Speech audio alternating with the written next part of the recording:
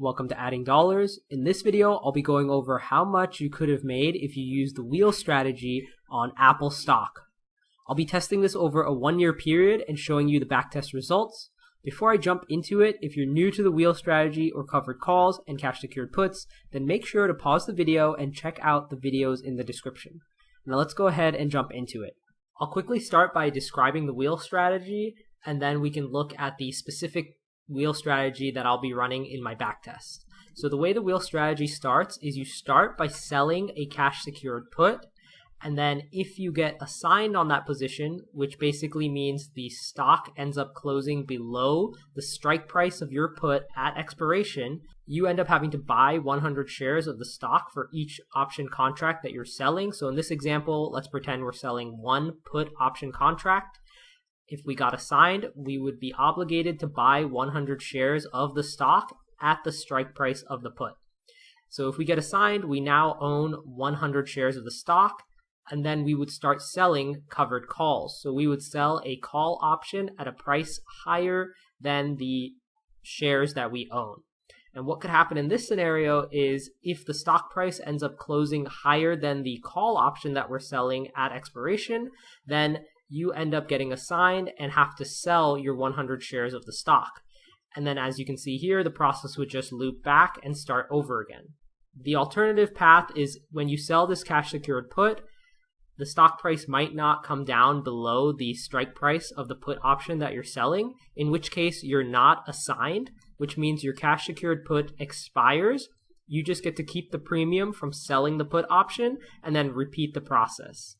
Let's say you do that a couple times, you then end up getting assigned because the stock price does come down low enough. You end up buying 100 shares of the stock, and now you can start doing the call portion of it. If you sell a call, but you don't get assigned, which means the stock doesn't end up closing above the call option strike price at expiration, then your call option just expires, you get to keep the premium, and you just repeat selling calls until this other path happens. Eventually, if you do get assigned and have to sell your 100 shares, again, you start the process over again, and that's why they call it the wheel strategy. Now let's go ahead and look at the specific wheel strategy we'll be doing for these backtests. This is exactly the same diagram as the wheel strategy with just a couple more specifics around the strategy. So in this case, we'll be selling a cash secured put that has a delta of less than or equal to 0.2. You can think of delta as the probability that that option ends up in the money. So in this case, we're only going to be selling options that have a less than 20% chance of ending up in the money, or you can think of that as less than a 20% chance of getting assigned. So you may end up just selling put options for a while because there's only a 20% chance you end up getting assigned. And then once we do get assigned, we'll sell calls that have a 20% chance of getting assigned. So again, you may end up just selling calls, collecting premium until eventually the stock does rise and you get assigned, have to sell your shares, and then repeat the process. Additionally, I'll only be selling options with weekly expirations, so expiring the following Friday. And then I'll also be doing these backtests with only one option at a time. I'm not going to be selling multiple options.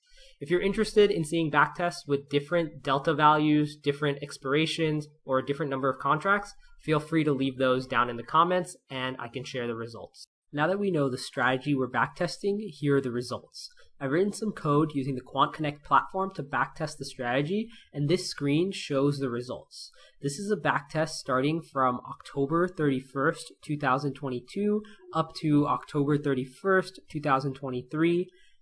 The main numbers to focus on here are the equity right here, the net profit, and the percentage return.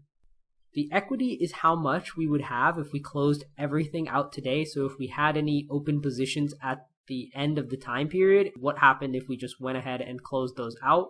That's the final value that we would have. So in this case, we started with $20,000 and we're ending with a profit of $3,095, which equates to a return of 15.48% over the 1-year period.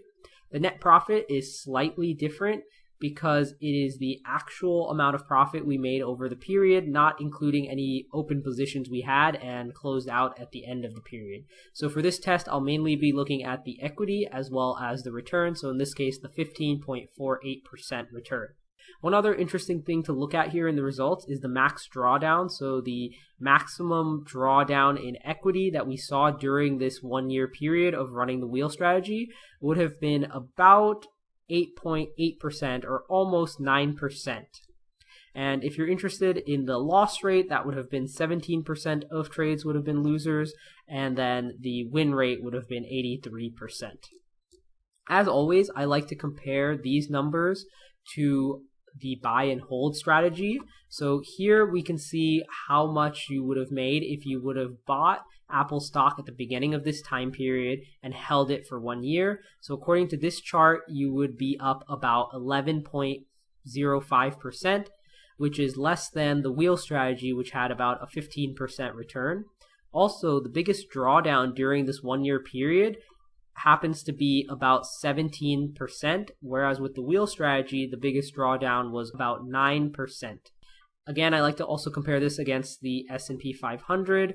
So in this case, if you would have just bought and held the S&P 500 over a 1 year period, you would currently have a return of 7.61%, which is almost half of what the percentage return is for doing the wheel strategy on Apple over the last year. If you enjoyed this video or have any questions or comments or want to see a backtest on a different stock or over a different time period, feel free to leave those questions down in the comments and I'll make sure to answer them. And as always, don't forget to like and subscribe, and I'll see you all in the next one.